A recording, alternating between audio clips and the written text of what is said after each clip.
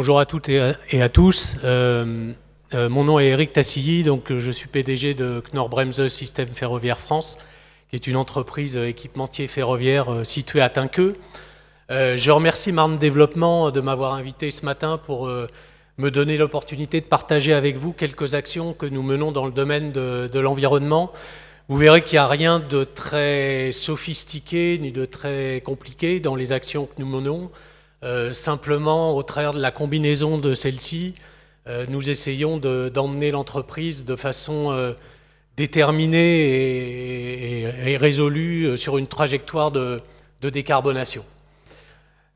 Alors, quelques mots déjà peut-être sur le groupe auquel nous appartenons, puisque nous sommes la filiale française d'un groupe international qui s'appelle Knorr-Bremse, qui, comme son nom l'indique, est d'origine allemande, créé en 1905 à Berlin, d'emblée sur deux métiers, le métier du ferroviaire et le métier du camion, qui étaient tous les deux au début du XXe siècle encore un peu débutants, mais ça a été sur le métier du frein que l'entreprise s'est constituée, le frein des trains et les freins des camions.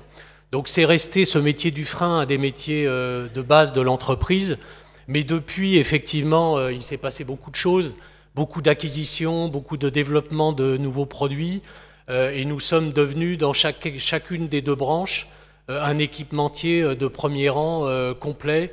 Et pour illustrer la partie ferroviaire dont j'ai la charge, nous fournissons toujours bien sûr des systèmes de frein, mais aussi des systèmes de climatisation, de portes, bientôt d'attelage et de systèmes électromécaniques. Donc si vous voulez, si j'osais une petite comparaison, je ne sais pas s'il y a des personnes de Valeo dans la salle, mais une sorte de Valeo du ferroviaire, si je peux me permettre cette analogie. Alors la présence du groupe est internationale, c'est un groupe qui fait à peu près 7 milliards d'euros, 28 000 salariés dans le monde, dans la plupart des pays, et s'agissant du ferroviaire, on a des filiales soit de fabrication, soit des filiales commerciales dans tous les pays ferroviaires importants.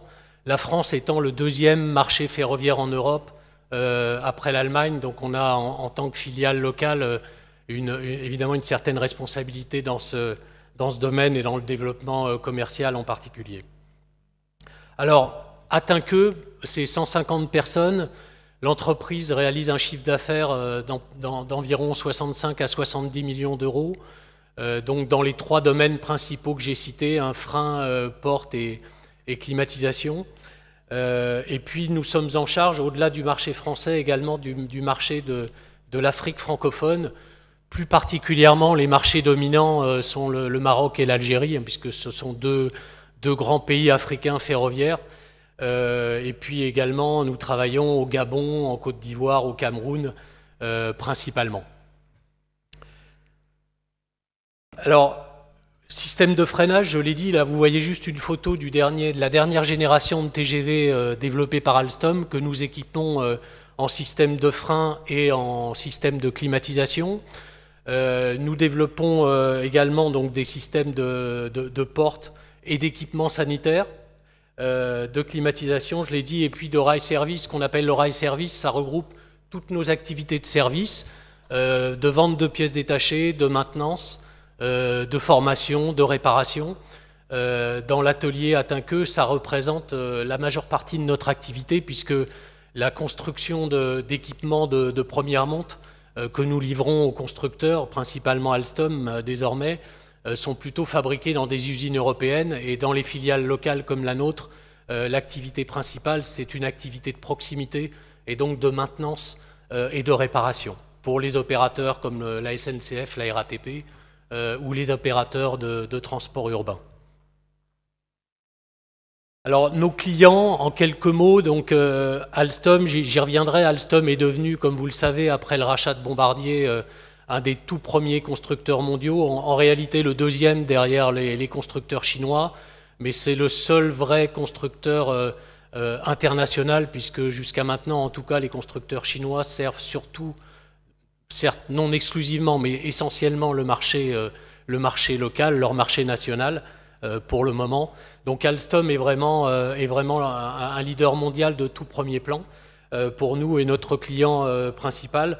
Évidemment, on trouve d'autres constructeurs, Mais comme je le disais, dès lors qu'on parle de services, d'activités de services, ce sont les opérateurs principalement nos clients, et on y retrouve naturellement la SNCF, la RATP, Eurotunnel et des opérateurs, on va dire, de transport urbain qui sont plutôt soit des régies municipales, soit des opérateurs comme Keolis ou Transdev qui interviennent au travers de contrats de délégation de services publics pour des collectivités locales.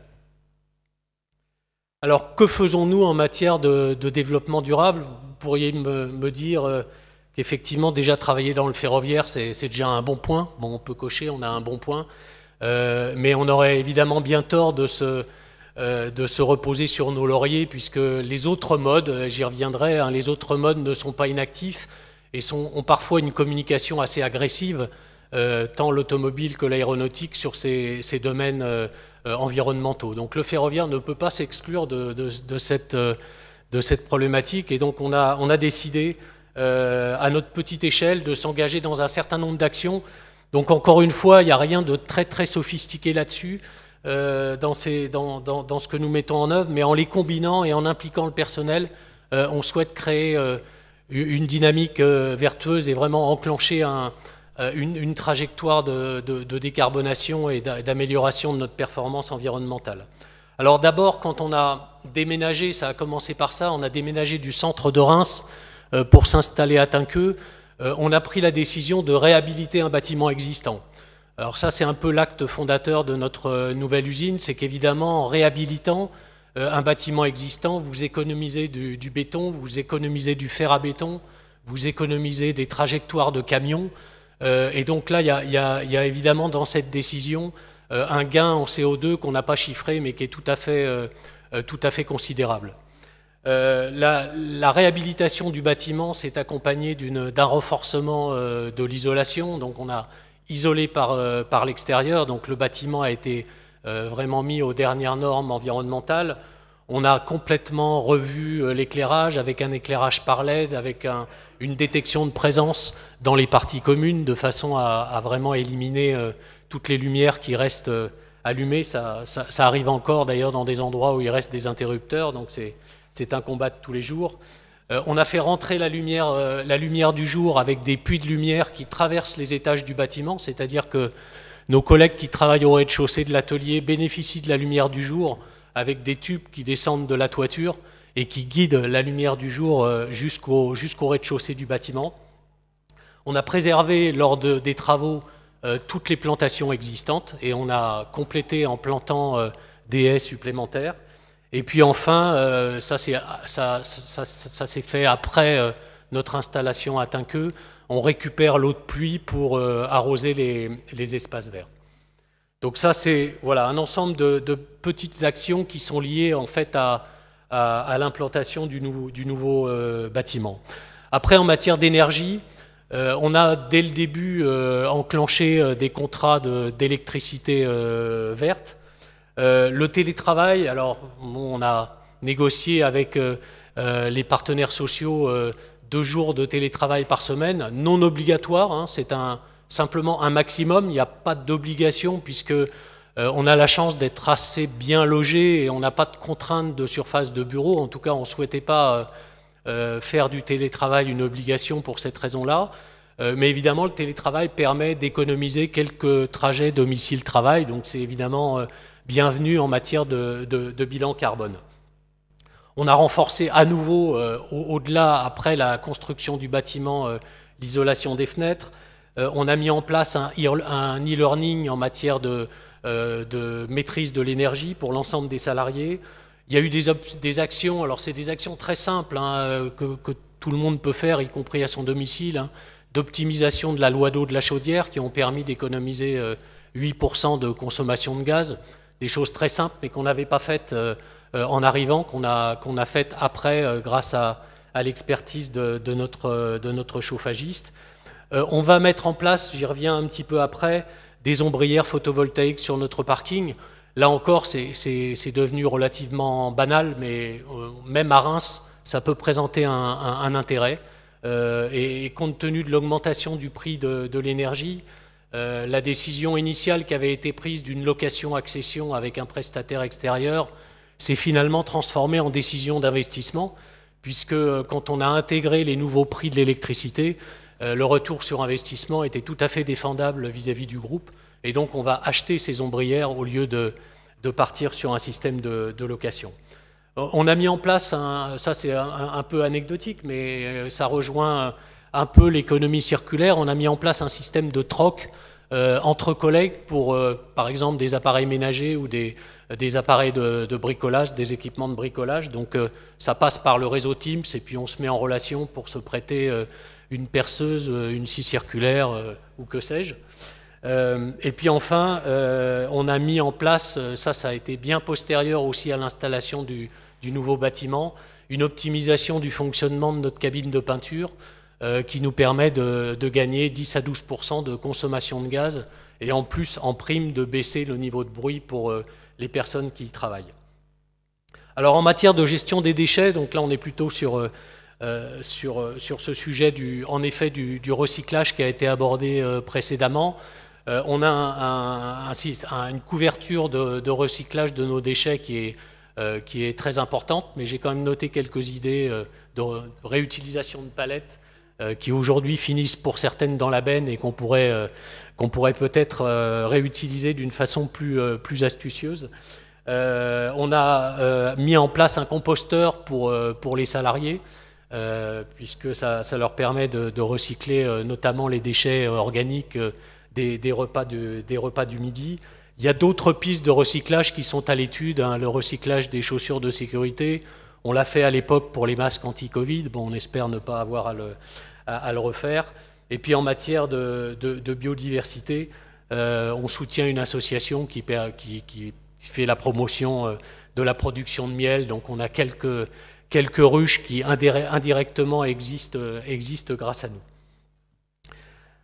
Alors, les bornes électriques aussi qui sont mises à disposition des salariés, ça on les avait créées dès l'installation sur le site de Tinqueux, mais on a été obligé de les développer puisque quand on est arrivé à Tinqueux, il y avait une voire deux voitures électriques. Aujourd'hui, on est à une petite quinzaine et ça va continuer à se développer. Donc, on a été obligé de renforcer notre parc de bornes électriques. Ces bornes sont à disposition gratuite pour les salariés qui chargent leur véhicule hybride ou leur véhicule électrique. On le fera tant que, ça c'est une décision que j'ai prise, on le fera tant que évidemment l'État ne nous contraindra pas à considérer la recharge comme un avantage en nature. Les projets étaient dans l'air, heureusement ils ont été reportés. Mais pour le moment, voilà, la gratuité est assurée pour la recharge des véhicules de nos salariés. Pour marquer une étape dans cette trajectoire à la fois de décarbonation et puis d'amélioration de notre performance environnementale, on a souhaité créer un événement cette année pour embarquer l'ensemble des salariés sur toutes ces problématiques. Et donc on a créé un événement qui s'est étalé sur une semaine. Alors, ce n'était pas forcément, évidemment, une semaine à plein temps, mais la semaine a été émaillée de différents événements, comme un repas avec des produits de récupération, mais qui étaient évidemment encore, et heureusement, parfaitement comestibles, comme le prêt pour un mois à des salariés volontaires de vélo électrique, pour leur permettre de se familiariser avec le vélo électrique, et qui sait, pour certains, basculer ensuite sur l'achat ou la location d'un vélo sur une plus longue période. On a associé le Grand Reims qui est venu nous faire des présentations sur le plan de mobilité, sur l'isolation des logements. Mais le point d'orgue, sans aucun doute, ça a été la mise en place des ateliers dits d'automne. Donc il y a eu tout à l'heure une allusion à la fresque du climat. On est un peu dans le même esprit, c'est-à-dire ce sont des outils collectif de sensibilisation à la problématique du réchauffement climatique. L'intérêt de l'approche de 2 tonnes et qui nous a fait retenir cet organisme, c'est qu'ils ont tout de suite ouvert la possibilité de former des salariés qui ensuite étaient animateurs des ateliers. Donc ça nous a permis de démultiplier à moindre coût et donc on a passé les 150 personnes dans ces ateliers d'automne. Alors pourquoi d'automne? C'est parce que d'automne devrait être tous autant qu'on a ici en 2050, notre émission personnelle de CO2.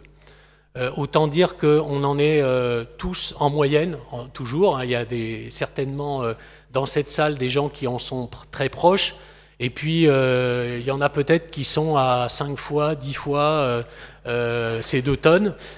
C'est la situation actuelle. Et en effet, quand on a déroulé ces ateliers qui permettent, soit au travers d'actions personnelles, soit au travers d'actions collectives par petits groupes, de construire une trajectoire de décarbonation entre la date à laquelle l'atelier a lieu et 2050, eh bien on voit que ça permet de visualiser en temps réel, au travers d'un petit logiciel, les progrès de chacun. Donc les courbes que vous voyez ici sont les courbes de membres d'un des groupes de cet atelier d'automne. On voit et on mesure et on touche du doigt, y compris pour les plus sceptiques de nos salariés, ils sont ressortis de là véritablement transformés, avec la prise de conscience que même en mettant des mesures très fortes et qui commencent à impacter assez fortement nos modes de vie, l'objectif de 2 tonnes est très très difficile à atteindre. Alors le message, c'était surtout pas de les décourager, c'était de leur dire, d'abord tout le monde peut jouer un rôle, l'entreprise bien sûr à son échelle, mais vous en tant qu'individu, et la trajectoire est raide. Voilà, la trajectoire est compliquée et on ne pourra pas faire l'économie, tant en tant qu'entreprise qu'en tant qu'individu, en tant que particulier, de modifications probablement assez drastiques de nos modes de fonctionnement. Donc l'impact pédagogique a été très fort. On a même évidemment fait un peu de publicité autour de cet événement au sein du groupe. On leur a donné un lien qui leur permet de le pratiquer en anglais ou en allemand. Et très probablement que cet atelier d'automne va se généraliser au-delà de la filiale française dans d'autres entités du groupe, puisque le groupe, évidemment, s'empare aussi de ces sujets environnementaux à son échelle. Alors, quelques mots sur la filière ferroviaire pour élargir un peu la perspective, pour vous dire qu'on vit dans un environnement qui est extrêmement changeant et qui change rapidement. Sans doute qu'il a changé plus vite ces 2-3 dernières années que dans les 30 ans précédents. Premier point, l'ouverture à la concurrence. Le monopole de la SNCF s'est terminé. Alors c'est déjà terminé pour le fret, je vous le rappelle, depuis 2007.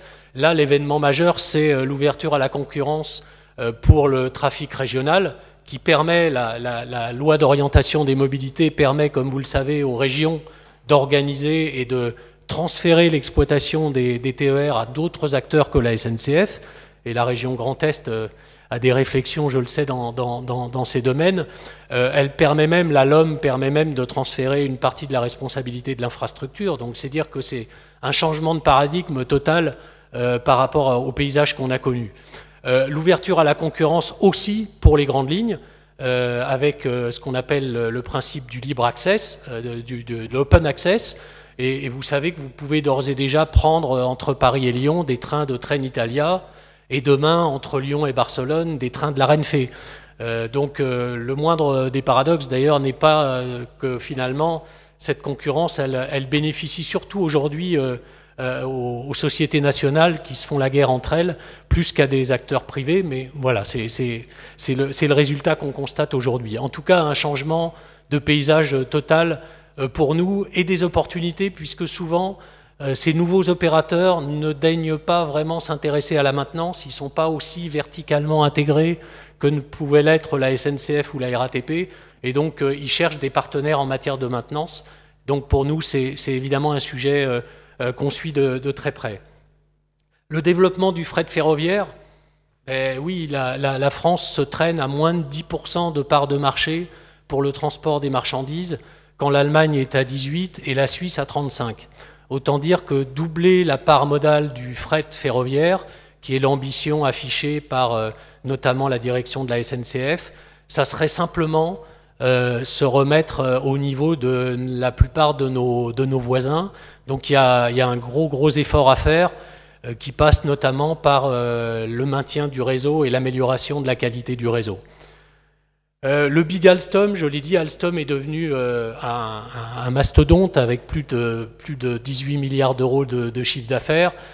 Pour nous, évidemment, l'impact est très important puisqu'on part sur ces projets d'équipement de première monte. On avait 2 clients importants, Alstom et Bombardier. Aujourd'hui, on n'en a plus qu'un et je vous laisse imaginer ce que ça veut dire en termes de pression commerciale sur les prix, puisque les acheteurs ont maintenant un bras de levier avec des effets volume beaucoup plus importants qu'avant, en gros à peu près 2 fois plus importants qu'avant. Et donc la pression sur les prix se fait de plus en plus forte. Alors évidemment, il y a d'autres effets indirects de ce rachat de Bombardier par Alstom. C'est que la Commission européenne a forcé Alstom à se séparer d'un certain nombre d'activités et la société espagnole CAF est devenue un acteur français important avec le rachat d'une usine en Alsace à Reichshofen, aussi en Grand Est. Enfin, évidemment, la décarbonation, comme je le disais, c'est pas parce que le ferroviaire est intrinsèquement vertueux qu'il peut se dispenser de faire des efforts. Il doit faire des efforts, continuer à faire des efforts. Le mode lui-même est vertueux parce que le rail est intrinsèquement consommateur de moins d'énergie à la personne transportée ou à la tonne transportée, mais néanmoins la façon dont on le produit, la façon dont on construit les lignes, dont on chauffe nos gares, dont on chauffe nos ateliers, tout ça nous revient complètement. Et donc on doit, au même titre que d'autres industries, faire des efforts dans ce domaine. Et nous avons engagé avec la Fédération des industries ferroviaires et en pleine coopération avec la direction de la SNCF, une démarche visant à décarboner la filière. Et à ce sujet, nous organisons sous la coprésidence de Jean-Pierre Farandou et de Louis Nègre, qui est le président de la FIF, un forum sur la décarbonation du ferroviaire le 5 octobre. Donc vous pouvez noter, si le sujet vous intéresse, dans vos tablettes, le 5 octobre, un forum décarbonation du ferroviaire co-organisé par la SNCF et par la FIF. Voilà, je crois que j'en ai terminé. Je vous remercie pour votre attention et je prends des questions s'il y en a. Merci à vous. Un grand merci, Marie Cassidy. Et oui, si vous avez des questions sur le beau panorama des actions qui ont été menées dans l'entreprise ou sur la filière du ferroviaire, n'hésitez pas. Moi, je vais en profiter pour revenir sur l'indicateur de production de CO2 annuel, adhésion des salariés par l'intégration de ce critère de production de CO2 dans l'accord d'intéressement de l'entreprise. L'idée est de savoir comment ça marche en interne. Alors, en effet, je pense qu'on peut, comme sur ce sujet comme dans d'autres, d'ailleurs, on ne peut rien faire sans embarquer les salariés. Et je dirais que, pour être honnête et modeste, ça n'a pas été très difficile de sensibiliser les salariés, notamment les plus jeunes d'entre eux, puisque ces questions d'environnement sont vraiment au cœur de leurs préoccupations. On le sent notamment chez les jeunes embauchés, mais pas seulement. Et donc on a proposé aux représentants du personnel d'intégrer en effet dans les indicateurs d'accord d'intéressement la réduction de CO2 qu'on a prévue, la trajectoire de réduction de CO2 qu'on a prévue jusqu'en 2030. Donc en fait c'est très simple, on calcule le bilan CO2 de l'entreprise avec l'outil de l'ADEME, donc qui est un outil reconnu incontestable chaque année. On voit comment on se positionne par rapport à la réduction annuelle qu'on a prévue. Et ça fait partie, au même titre que le chiffre d'affaires ou les coûts de non-qualité, de l'indicateur d'intéressement. Et ça a été accepté, encore une fois, pour être tout à fait transparent, assez facilement. Donc ça montre l'attention et la sensibilité des salariés à ce sujet. C'est mis en place depuis combien de temps ? C'est mis en place depuis cette année. Ah, depuis cette année. Ok, première année avec l'indicateur. Exactement. Un grand merci pour cette intervention et pour nos échanges.